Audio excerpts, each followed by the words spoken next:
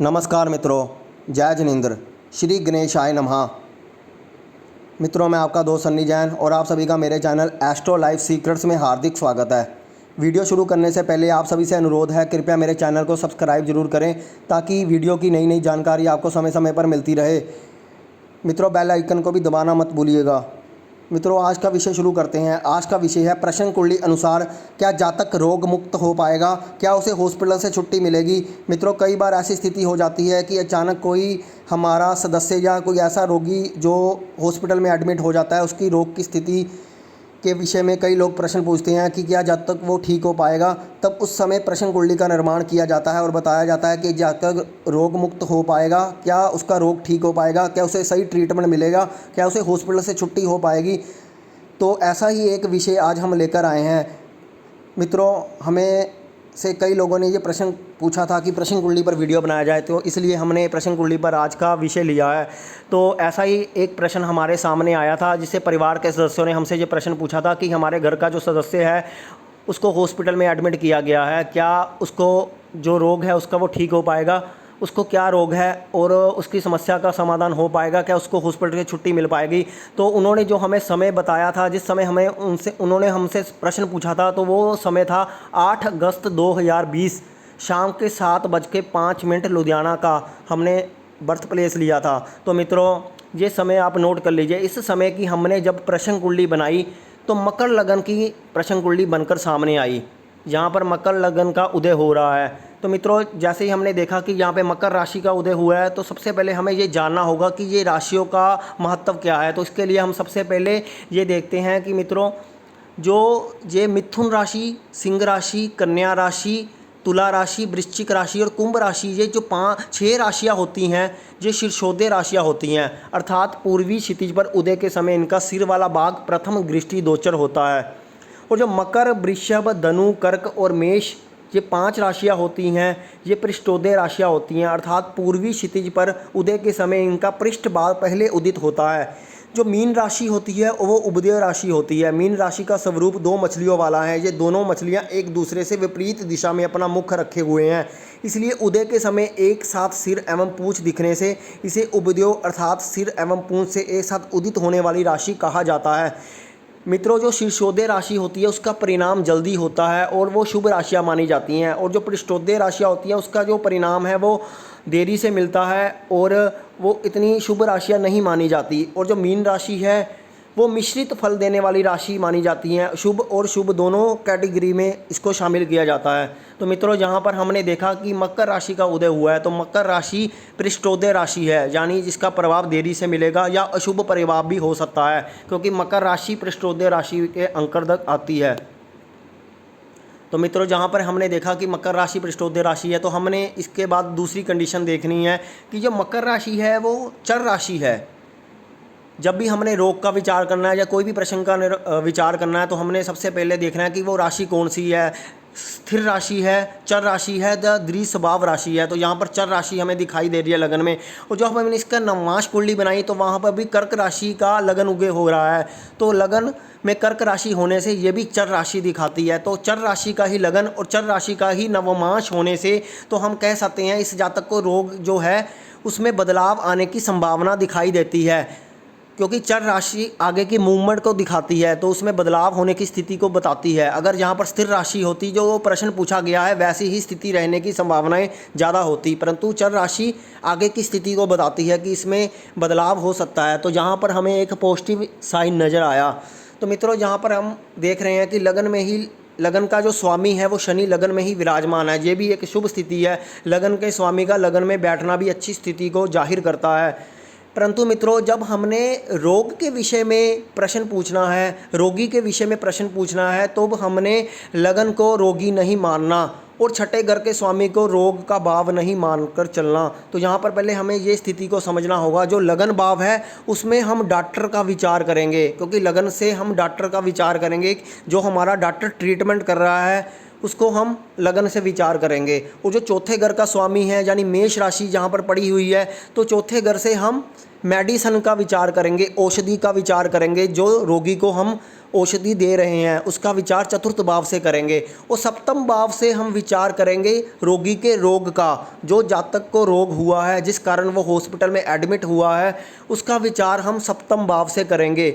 और जो स्वयं जातक है, जो रोगी है, जो मरीज है, उसका विचार हम दसम घर से करेंगे जहाँ पर तुला राशि लिखा हुआ है। तो तुला राशि से हम रोगी का विचार करेंगे। इसलिए ये चारों केंद्र बहुत महत्वपूर्ण स्थान रखते हैं जब भी हमने बीमारी के विषय में प्रश्न पूछना है। तो लगन भाव से हम डॉक्टर का विचार करेंगे, चतुर्थ भाव से हम दवाइयों का विचार करेंगे, सप्तम भाव से रोग का विचार करेंगे और दसम भाव से हम रोगी का विचार करेंगे।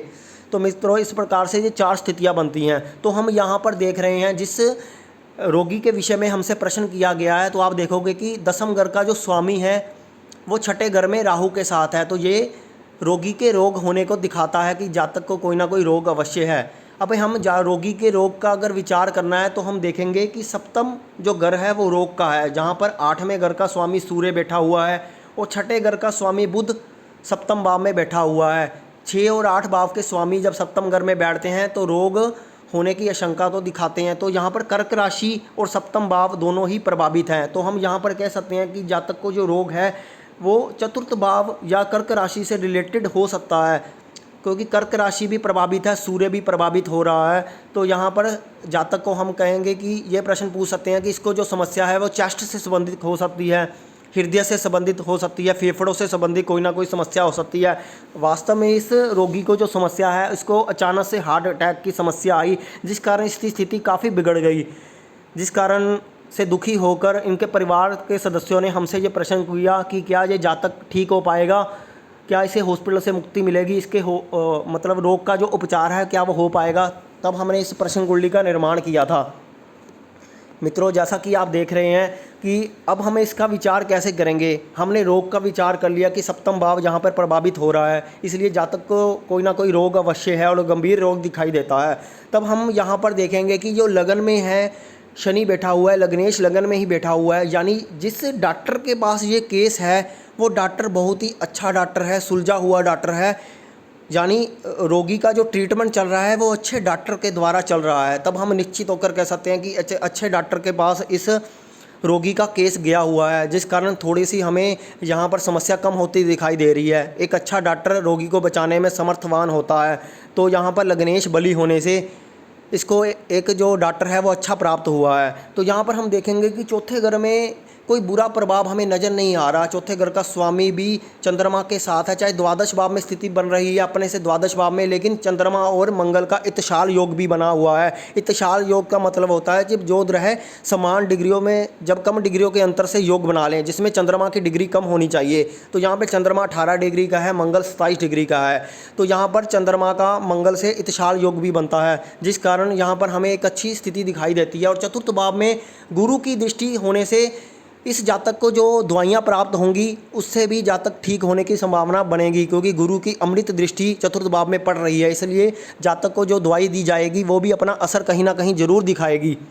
तो मित्रों, दो स्थितियाँ हमने यहाँ पर देखी कि बहुत अच्छी दिखाई दे रही है। और जो रोगी है वो आप देख रहे हो कि छठे घर में है। यहाँ पर रोगी की स्थिति इतनी बढ़िया दिखाई नहीं देती, लेकिन ये अवश्य है कि जो रोगी है वो राहु की डिग्री को पार कर गया है, क्योंकि शुक्र 6 डिग्री का है और राहु 2 डिग्री का है। तो राहु की डिग्री को क्रॉस किया है, उसके बाद गुरु की दृष्टि भी शुक्र पर पड़ रही है। तो ये भी दिखाता है कि रोगी की स्थिति कुछ बेटर हो सकती है।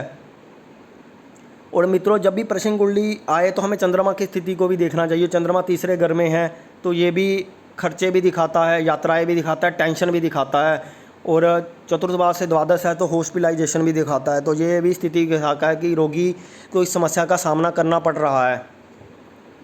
और मित्रों, जब ये सभी स्थितियां हमारे सामने आ गई तब हमें ये विचार करना है कि इस जातक को क्या रोग ठीक हो पाएगा। हमने विचार किया है लगन और चतुर्थ भाव की स्थिति ठीक होने के कारण इसको दवाई भी सूट कर जाएगी, और जो डॉक्टर ट्रीटमेंट कर रहा है वो भी अच्छे तरीके से इसका ट्रीटमेंट करेगा। और दसम घर जो रोगी का है उस पर भी गुरु की दृष्टि होने से हमें अच्छी कंडीशन दिखाई देती है। तो हम कह सकते हैं कि रोगी अवश्य ठीक हो जाना चाहिए। जो भी स्थिति उसकी बहुत नाजुक बनी हुई है, अचानक से उसकी स्थिति में बदलाव होगा और वो अवश्य ठीक हो जाएगा। तो हमने ये सारी स्थितियाँ देखी। उसके बाद हम देखेंगे कि ये जातक कब ठीक हो सकता है। तो उसके लिए हमें चंद्रमा की स्थिति पर गौर करना पड़ेगा, क्योंकि चंद्रमा सबसे तेज़ी से चलने वाला ग्रह है। तो वो हमें बताएगा कि ये जातक कब ठीक हो सकता है, कब इसको हॉस्पिटल से मुक्ति मिलेगी और हॉस्पिटल से अपने घर को वापस आएगा। तो मित्रों, जैसा कि आप देख रहे हैं कि तीसरे घर में चंद्रमा बैठा हुआ है, धीरे धीरे वो अपने आगे की राशि में जाएगा। तो आप देखोगे कि जैसे ही वो वृषभ राशि में जाएगा तो वहाँ पर वृषभ अपनी उच्च राशि में जब चंद्रमा जाएगा तो वो बलवान स्थिति में आ जाएगा। तो यहाँ पर हमें एक चांस दिखाई देता है कि जब चंद्रमा वृषभ राशि में होगा तो ये जातक को हॉस्पिटल से छुट्टी मिल सकती है। और जब ये वृषभ राशि में आएगा और शनि से कम डिग्री के अंतर पर होगा, यानी शनि यहाँ पर 3 डिग्री का है, तो चंद्रमा जब 2 डिग्री या 1 डिग्री या 0 डिग्री किसी भी डिग्री पर जहाँ पर होगा तो वो शनि से इत्तिशाल योग भी कर लेगा। जब लगन से उसका इत्तिशाल योग होगा और लगन से पंचम नवम की स्थिति बना लेगा तो इस जातक को रोग से छुटकारा मिलने की संभावनाएं सबसे बढ़िया मिलेंगी। तो अगर आप देखोगे कि चंद्रमा जब यहाँ पर पंचम भाव में जाएगा और ये 2 डिग्री के आसपास जब ये चंद्रमा आया तब इस जातक को हॉस्पिटल से छुट्टी मिल गई। तो ये चंद्रमा ने जब पंचम भाव में शनि से संबंध बनाया, इत्तिशाल योग किया, तब इस जातक को हॉस्पिटल से छुट्टी मिल गई। और आप देखोगे कि जब ये पंचम भाव में आया तो ये शुक्र की राशि में आया, चंद्रमा शुक्र की राशि में था। और जब जन्म कुंडली में आप देखोगे चंद्रमा शुक्र की राशि में है और शुक्र बुध की राशि में है और बुध चंद्रमा की राशि में है, तो यानी तीनों ग्रहों का माला श्री परिवर्तन योग हो गया गोचर में। गोचर में चंद्रमा का पंचम भाव में आने से तीनों ग्रहों के साथ एक साथ उसका परिवर्तन लागू हो गया।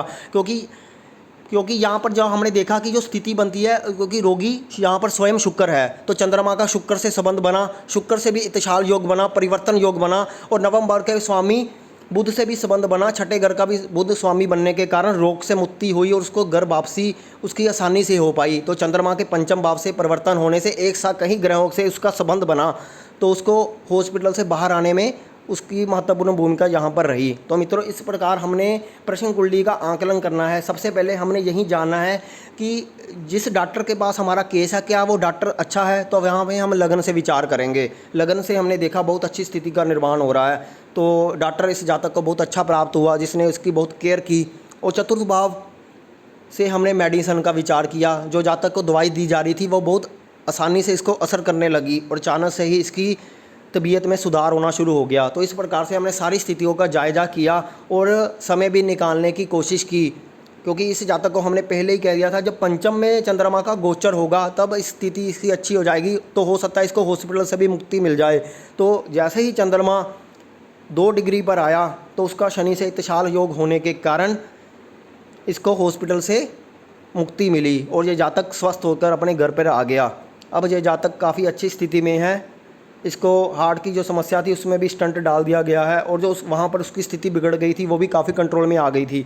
तो मित्रों, इस प्रकार से हम प्रश्न कुंडली के द्वारा किसी भी स्थिति का आकलन कर सकते हैं कि इस जातक को रोग से कैसे मुक्ति मिलेगी, इस जातक को कौन सा रोग हो सकता है और जातक का जो रोग है वो ठीक हो सकता है या नहीं।